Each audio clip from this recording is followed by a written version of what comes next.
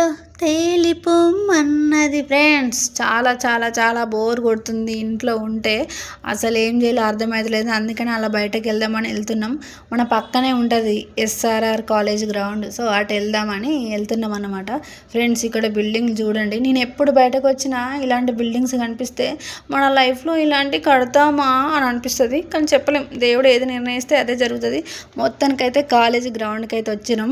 ఇక్కడ చిన్నోళ్ళు పెద్దోళ్ళు అందరూ గేమ్స్ ఆడతారు, ఫుల్ ఎంజాయ్ చేస్తారు. అవి చూడండి, క్రికెట్ ఆడుతారు. మస్తు అంటే మస్తు అనిపిస్తుంది. మైండ్ అయితే ఫుల్ రిలాక్స్ అవుతుంది. ఊకే ఇంట్లో ఉంటే పిచ్చిలు వేస్తుంది కదా ఫ్రెండ్స్, మీకు తెలియదా చెప్పండి. ఇగో మా ఫ్రెండ్ వాళ్ళ పిల్లలు అయితే మస్తు సంబరపడతారు. యాహూ, ఇక మంచిగా వాకింగ్ చేద్దాం, ఇటు వెళ్దాం అటు వెళ్దాం అంటారు. ఇక్కడ చూడండి, మన విలేజెస్లలో చూస్తాం కదా, మనం ముచ్చట్లు పెట్టుకుంటారు అందరూ.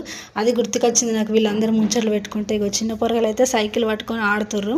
ఇక మనం కూడా కొంచెం చిన్నపిల్లనైనా కొంచెం వాకింగ్ ఎక్సర్సైజ్ చేసిన అన్నట్టు. ఇక్కడ చాలామంది అంటే ఫ్యామిలీతో వస్తారు. ఇక పార్కులకే కాదు, ఇలాంటి గ్రౌండ్లకు వచ్చినా ఎంజాయ్ చేస్తాం. ఊకే ఏముంటారు ఫ్రెండ్స్, మీరు కూడా మీకు ఎస్ఆర్ఆర్ కాలేజ్ గ్రౌండ్ దగ్గరలో ఉంటే మీరు కూడా రండి, మంచిగా ఎంజాయ్ చేసి వెళ్ళండి. మొత్తానికైతే 6:30కి వెళ్ళినామంటే మళ్ళీ 7:30కి వచ్చేసినాం బయటకి. ఇక నాకైతే మైండ్ అయితే ఫుల్ రిలాక్స్ అయిపోయింది.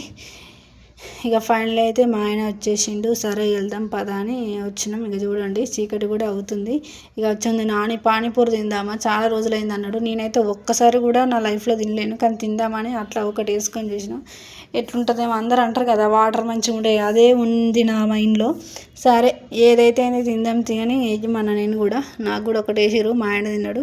ఇక మొత్తానికైతే తినేసి ఇంటికి వచ్చేసినాం. Bye friends.